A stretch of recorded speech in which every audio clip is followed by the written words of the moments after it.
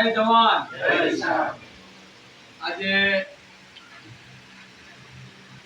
ખેડૂતોની વાત લઈ કોંગ્રેસ પરિવાર દ્વારા કૃષક આંદોલન અભિયાન અંતર્ગત સતત ખેડૂતની ચિંતા કરતા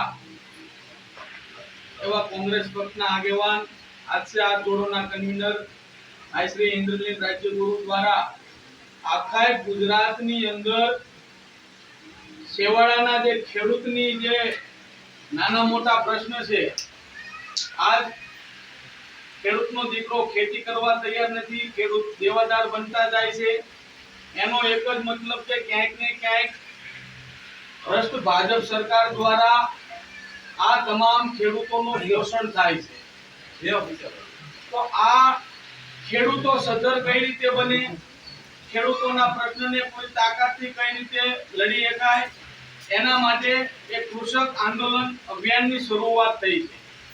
એમાં ગામો ગામ તાલુકે છેવાડાના ગામડા સુધી જે ખેડૂત કૃષિ પ્રધાન દેશ એટલે દરેક આખા ભારતની અંદર આ ખેડૂત આધારિતથી આ દેશ ચાલે છે, ભરણ પોષણ કરતો હોય, પણ જ્યારે એને તકલીફ હોય, ખેડૂતને પૂરતા ભાવ ન મળે, વીજળી ન મળે, ખેડૂત જ્યારે એનો માલ વેચવા જાય ત્યારે કોઈ એનો ધડો ન કરે। હમણાં તાજેતરની અંદર સરકાર એવો નિયમ અનગઢ એવા નિયમ જે સતત ખેડૂતને પાયમાલ કરી નાખે એવા લઈને આવ્યા। વિદેશથી જે કપાસ આવશે, ટેરિફ એટલે ટેક્સ લેતા એ મફતના ભાવે લાવશે। હવે આપણે જે જણસી એટલે કે કપાસ મગફળી જે કઈ વાવશું વિદેશથી મફત આવશે, આપણા માલનું કોઈ ધડો કરશે નહીં।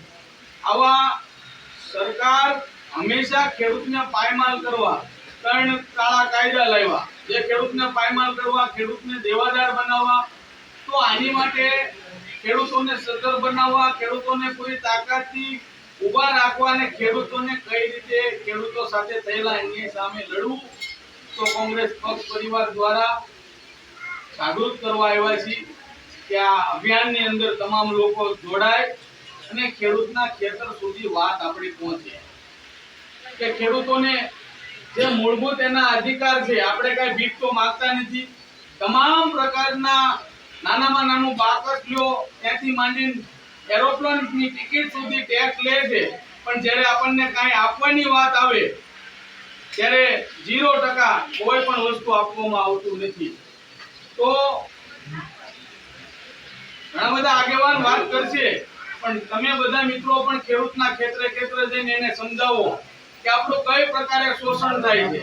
મોંઘાદાર દવા, બિયારણ, ખાતરની સામે તમને પૂરા ભાવ મળતા નથી, તો ખેડૂત કઈ રીતે સદ્ધર બને, ખેડૂતોના પ્રશ્ન કઈ રીતે સોલ્વ થાય, ખેડૂતો જ્યાં જ્યાં પીડિત છે કઈ રીતે એની લડાઈ લડવી, એના માટે કોંગ્રેસ પક્ષ પરિવારને આ અભિયાનની શરૂઆત કરવામાં આવી છે। તો તમામ લોકો એની અંદર જોડાય અને પૂરી તાકાતથી જ્યાં પણ આપણો ખેડૂત દુખી હોય, ખેડૂત પીડિત હોય, તો આ અભિયાનની અંદર જોડાયની પ્રશ્નનું નિરાકરણ થાય, એટલા માટે તમામ લોકો જોડાય। જય હિન્દ, જય ભારત।